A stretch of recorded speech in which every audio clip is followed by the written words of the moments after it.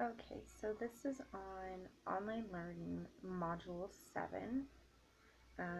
After watching the lecturing videos, my thoughts towards online learning for K through 12, um, and what do I and do I think it's appropriate for students to complete online learning, and what perimeters should be in place. Um, my thoughts on online learning in terms of when I think K through 12, and just in general, I think it's more of a college, higher educational base, maybe getting closer to like your high school level. And I just, I like it. I like that we are so technology driven. I have a hard time finding ways to implement it towards an elementary field, which is what I am going into, as well as especially my special ed group, since that is my main focus, trying to be able to allow them to be able to use it in a manner that they're going to be able to understand and not hinder their um, abilities in terms of using it. But I think it's a great thing. I do think that, we can use it. I don't think anyone should really do their whole education, K through 12 experience, on an online degree or online program.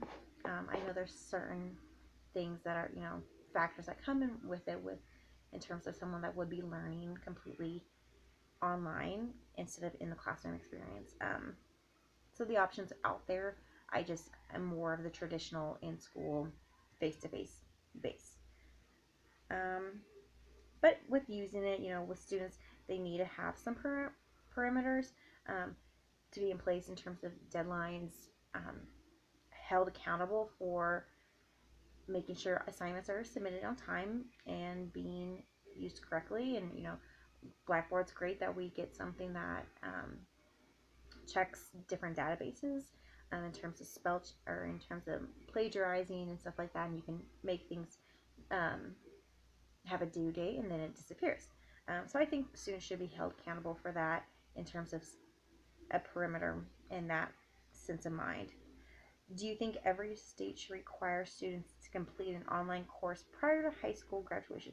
Yes, I do agree with that, because our college base is so technology driven now, regardless if you're still a traditional student in terms of in the classroom, on campus, um, somewhere down the line, the teacher will have you submit a online assignment.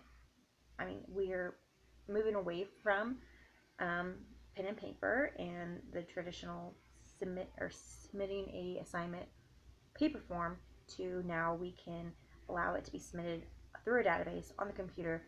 It's there. We don't ever have to find, or we can always find it, and can be saved and not be lost. So yes, I think they should know how to do it. They should be prepared for that. I think it would help them a lot better to be able to be familiarized with the different programs that colleges are using. Describe your experience working with the LMS. Which system have you choose to work with and play and why? What did you like or dislike about the system, and how could you use the LMS as a future educator? Okay, so experience, most of the people in this class, they've obviously used Blackboard. That's an obvious LMS. I have used, the Google assignments, through another course I had taken for, the teaching degree. Um, I chose to work with, however, the Schoology. It was something different. It was a little easier for me to figure out how to get in and be able to do stuff. Still a little difficult. It's just different, I guess, but kind of going through the motions of it, figuring out where I need to put stuff in, things like that. The only trouble I did have was not being able, I wanted to change something, um, or delete my assignment that I wanted to do, and or my course, and I couldn't figure out how to delete it. So I mean, that was my trouble, that it's kind of hard if you mess up, um, to fix it. I mean, they do give you editing options for like assignments and things like that, but the big course portion was, I couldn't find it. So not a bad, program. I think I probably will use that if I play around with it a little bit more, in terms of trying to figure it out, different ways of doing it.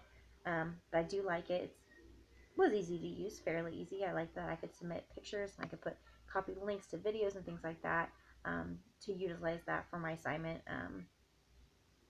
and for the different, supplements for the quizzes, giving them a timeline, or giving them a procedure of things that they have to do before they take the assignment or the quiz, things like that. Um, do I feel like I would use this in the future?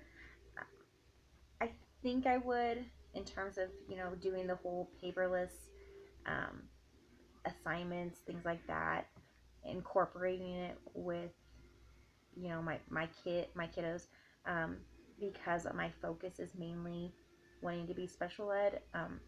It's going to have to be extremely modified in terms of, different levels that I might be encountering. I could use this more as a supplement. We go through our assignment for the day, and then this is something that the students and the kid, and the parents could work on together, um, instead of having to worry about them having to track, their papers that they bring in. I mean, I know they have, some different things that they do to stay organized, in different housing situations.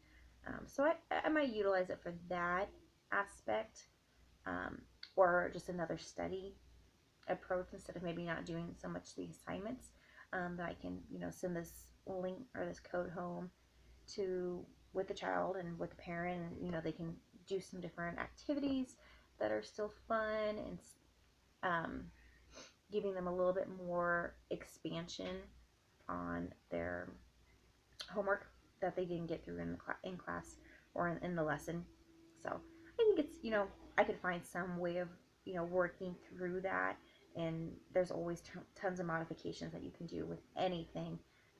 So it's just a matter of, looking through those and trying to find them.